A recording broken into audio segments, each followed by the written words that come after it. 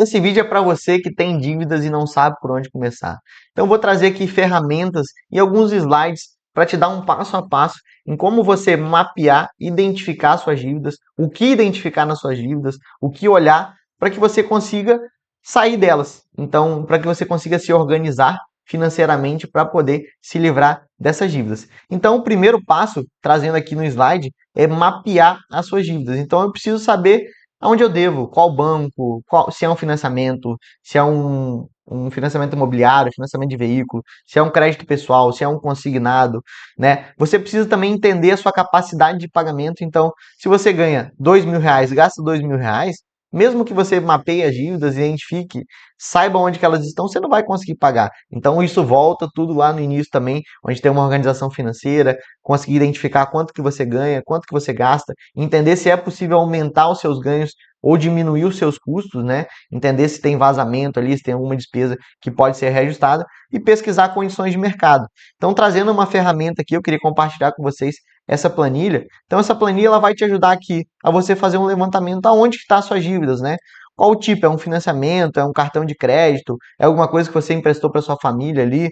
Aonde que está, né? Qual que é o banco? Né? Qual que é o valor inicial dessa dívida? Quanto que você deve inicialmente? Qual que é o valor atual? Quanto que essa dívida se tornou? Qual que é a taxa de juros? A taxa de juros aqui é importante para a gente entender qual que é a dívida mais cara, qual que é a dívida que mais afeta, para quando a gente começar a negociar, tentar negociar por essa dívida mais cara, que quando pagar ela vai ser ainda mais fácil de você se organizar. A quantidade de meses também fica aqui para você saber. E aí, como fazer uma negociação, né? Então, entender que antes da negociação a dívida é X e depois da negociação a dívida vai para Y aqui. Então, você tem uma ferramenta, um lugar que você consiga visualizar isso de uma forma prática e depois colocar no fluxo de caixa. Então, a gente voltando aqui no exemplo dos slides, né? Não adianta nada você organizar suas dívidas ali, fazer um plano de pagamento, mas na hora que você precisar pagar, você não tem condição. Então, a única coisa que você fez é jogar uma dívida para frente. Então, você parou de dever hoje, fez uma nova dívida que daqui a 6 meses, daqui a 3 meses, você vai estar ali com ela no vermelho de novo, o banco te cobrando. Então, mapeie, identifique, veja quais são as dívidas mais caras, mas também faz uma organização financeira para que você consiga de fato pagar. E aí, entrando aqui em outros temas, né? Durante a negociação, entre em contato cedo com o banco.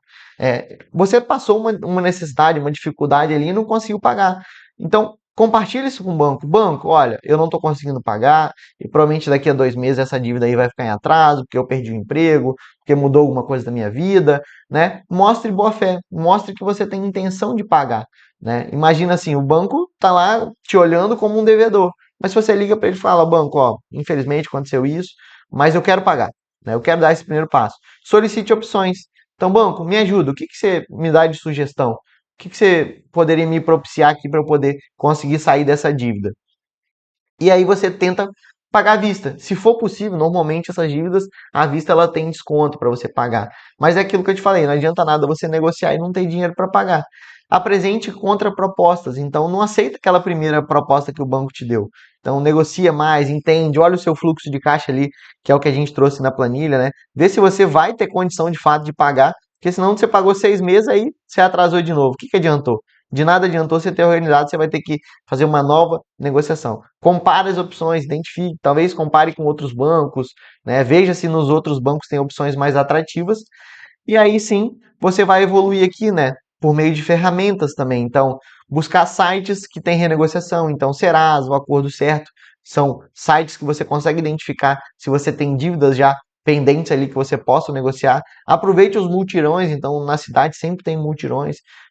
Ficou sabendo de um multirão na sua cidade? Vai lá, tenta conversar, identifica se tem uma possibilidade mais atrativa para você pagar, mas lembrando sempre, inclui isso no seu fluxo de caixa, porque senão você está jogando uma dívida para frente. E dicas, né?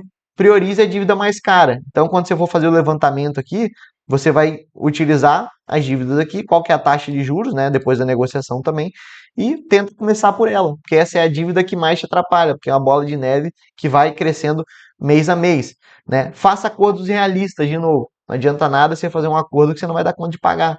Daqui a 6 meses você vai estar ali de novo sentado com o banco negociando e o banco vai perder a confiança em você. Poxa, por que você não falou naquele momento que não era possível? Então faça acordos realistas e considere pedir ajuda de de alguém especializado, alguém que entenda de fato sobre isso, algum amigo próximo, ou uma mentoria financeira, para te ajustar, para te dar os passos para que você tenha tranquilidade.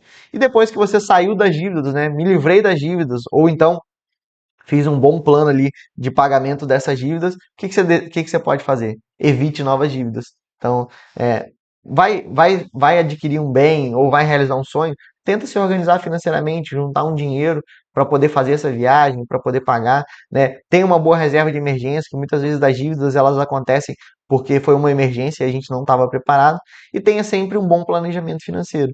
Então, se você não tem um bom planejamento financeiro, você não sabe quanto você ganha, você não sabe quanto que você gasta, você não sabe para onde está indo o seu dinheiro, você não sabe se você consegue fazer aquela viagem, se você dá conta de pagar, se você consegue trocar de carro, se você consegue manter o carro. Então, ter um planejamento financeiro adequado é prioritário, né? É importante a gente fazer. E entrando aqui num ponto, né? Receita e despesa. Então, se você precisa ter mais receita do que despesa, e aí já entrando no controle. Então, se você não tem um controle de onde está indo os seus gastos, provavelmente você vai entrar na bola de neve do endividamento. Então, essa é um pouco de um direcionamento aqui que eu trago para vocês de como identificar, mapear suas dívidas, fazer negociação e o que fazer depois que você se livrar dessas dívidas. Aí sim você vai investir, olhar para os seus objetivos, né? Construir minha reserva, um carro novo, uma viagem, liberdade financeira, para você sim ser uma pessoa que não deve, mas ser uma pessoa que empresta dinheiro para o banco, empresta dinheiro para o governo e está recebendo juros e não pagando juros. Porém, quando a gente recebe juros, normalmente é um pouco menor do que os juros que a gente paga. Então, é interessante com que a gente saia dessa posição de devedor. Então, se você gostou desse vídeo, considere curtir aqui, compartilhar esse conteúdo com outras pessoas, seguir o meu canal. Então, eu posto conteúdo sobre finanças e investimentos toda semana.